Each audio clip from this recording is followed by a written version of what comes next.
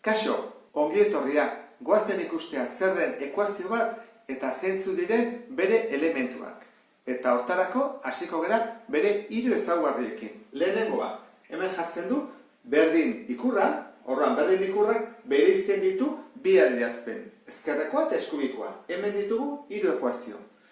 Horra ikusten duzu berdintza dagoela, ezkerrean adierazpen bat, eskubian beste bat, hemen ere bai, eta hemen ere bai. Orduan, lehenengo baldintza beteko duteke.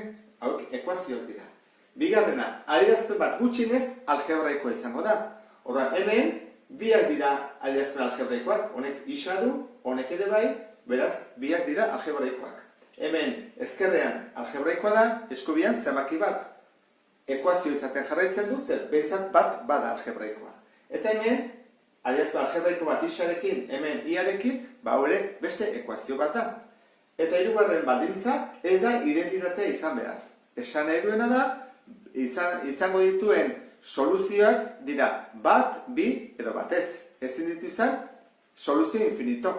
Orduan, kaso honetan izaten da identitatea. Orduan, hemen soluzio bat egongo da, hemen bi egongo dira, eta hemen funtzio bat denez, ekuazio bat, hau marraztu egiten da.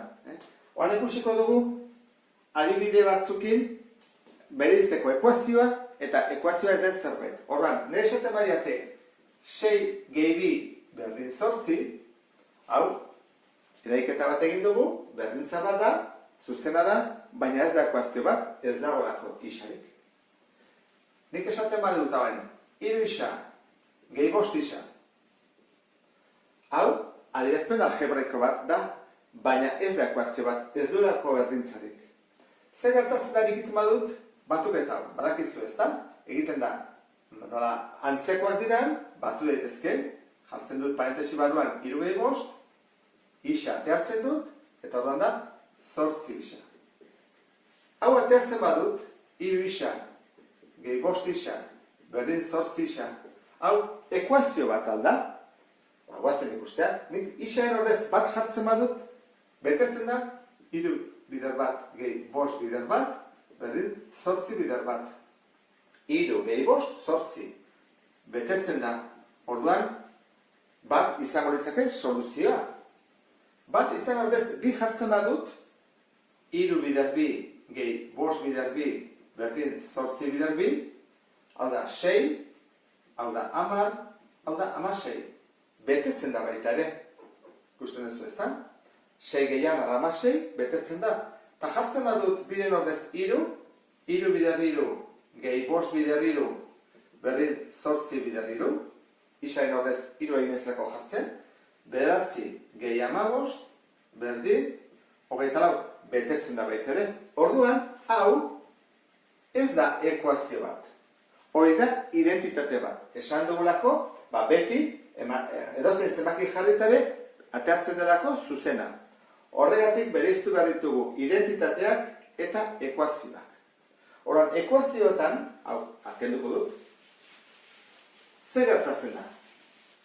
Batetik ditugu bere elementuetan bi atal, ezkerreko atala eta eskubiko atala. Orduan, honi dituko diogu lehenengo atala eta honi bigarren atala. Orduan esaten dugunean, lehenengo ataletik bigarrenea pasa. Pasatuko dugu ezkerretik eskuitara. Ekuazioa 5 isa, kelau, berdin, 2 isa, gehi 2. Zer egiten dugu? Ekuazioak bitan banatzen du. Ezkerreko atala eta eskubiko atala. Orduan, hau da, ezkerreko atala, eskubiko atala. Esan dizuetan bezala, denak bitan banatzen ditu. Orduan, atal bakoitza zertaz dago osatuta? Gaiez. Orduan, gaia dira batu gai hauek. Hau dugu bat, hemen dugu beste bat, eta beste bat. Orduan, guk batu gai hauek, edo gai hauek mugitu daitezke ezkerretik eskubira ikusiko dugu nola egiten den. Eta ekuazioaren beste ezaugarri bat zein da? Bere maila. Orduan, hau esango nuke dela lehenengo mailako ekuazioa, zergatik? Monomioak direlako lehenengo mailakoak. Hemen, bigarren mailako bat dugu, hau lehenengo mailakoa da. Orduan, hau da, bigarren mailako ekuazioa, eta kaso honetan, esango nuke, lehenengo mailako ekuazioa dela. Zergatik, ez dagoelako bigarren mailakorik. Orduan, mailak jakin ondoren, orain goazen ikustea bere ezezaguna. Hemendik aurrera guretzako isa hauek, letra horiek ezezagunak dira. Eta hemen jartzen dugun balioa eta hemen jartzen duguna berdina da. Eta hemen, eta hemen. Horren hau da, ezezagun bateko ekuazioa, ezezagun bateko ekuazioa, eta hau da, bi ezezagunetako ekuazioa. Bi izki desberdin ditulako. Eta azkenik, bukatzeko, esango dugu ekuazioaren soluzioa. Orduan, goazen ikustea lehenengo ekuazio honetan. Kenduko dut hau. Eta esango dugu, zein da bere soluzioa? Ni jartzen badut isaren ordez bat, egingo duke, 5 bider bat, ken lau, berdin, 2 bider bat, gehi bi. Ikusten duzuen bezala, isaren ordez jarri dut bat. Egiten dut hau, 5, ken lau, berdin, 2 gehi bi, hau da bat, eta hau da lau. Beraz, ez da berdina, bat ez da soluzioa. Zein da soluzioa? Nik badakit, bi jartzen badut atako dela. Goazen ikustea, 5 bider bi, ken lau, berdin, 2 bider bi, gehi bi. Lehenengo biderketak egite ditut, 10. Ken lau, berdin, lau, gehi bi.